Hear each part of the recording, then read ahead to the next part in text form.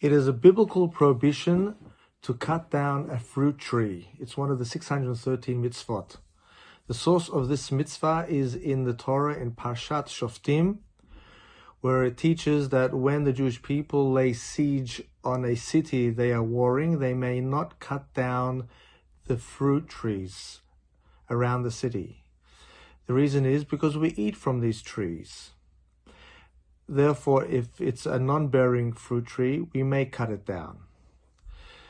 The underlying reason for this prohibition is to teach us to be kind and compassionate and to refrain from anything to do anything destructive in our life. This prohibition doesn't only apply when we are laying a siege, but in any circumstances, it is prohibited to cut down a fruit tree. It's also forbidden to withhold water, so the tree will die. It also applies even if the tree is young and not yet bearing fruit, even if the fruit are worm-infested, even if the fruit are not edible.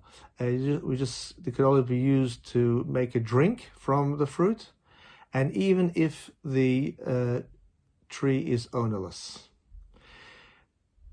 Actually, the rabbis have extended this biblical prohibition to apply to anything of destruction. We may not destroy anything that is of benefit to man. On a deeper level, this injunction teaches us not to squander our time and talent and our other precious resources on unworthy pursuits. And it also underscores the divine imperative to take care and preserve our environment.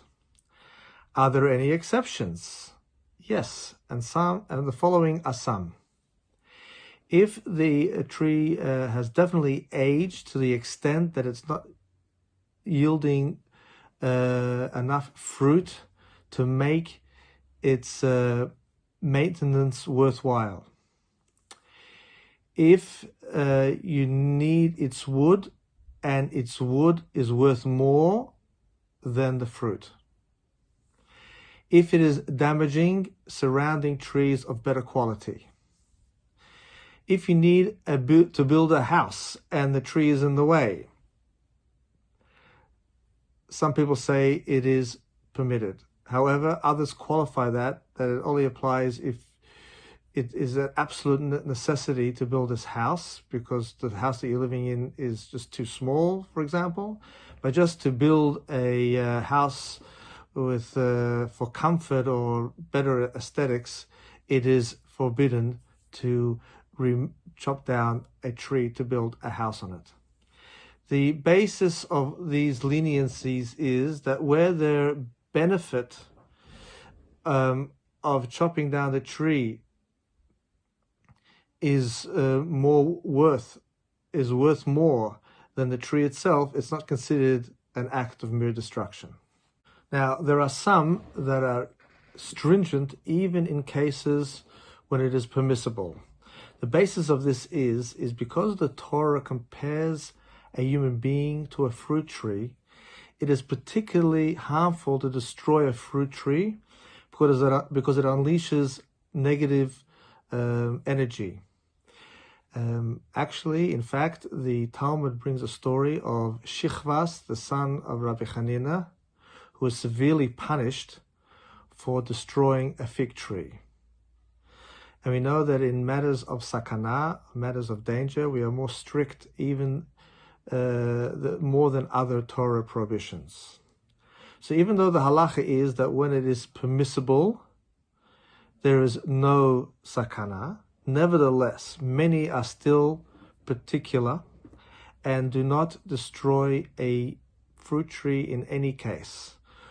What they suggest instead is that either to uproot the tree with its soil intact and replant it in another location, or because a non-Jew is not bound by Torah injunction and there's no danger for the non-Jew, so we ask a non-Jew to do it. Some go further and say that we should actually sell it to the non-Jew, and it becomes their property, and then the non-Jew can cut it down. Others say it's always better to, even in any case, to sell it to a non-Jew and let the non-Jew cut it down. There's no danger for the non-Jew. Now, what about trimming trees, fruit trees? So there is a difference of opinion in the halachic authorities. Some say that this prohibition only applies to completely destroying the tree, but one may trim the tree. Others say, no, even trimming fruit trees is forbidden. The accepted custom is to be stringent. However, if the trimming is to promote the health and the growth of the tree, it is permissible. Others say that also for the sake of a mitzvah, like for example, the branch is covering over the sukkah, one may trim it down. Even then they say it's better to ask a non-Jew to do that. Because these laws are so complex, if you are thinking of chopping down a fruit tree, please ask first your local rabbi. Thank you very much.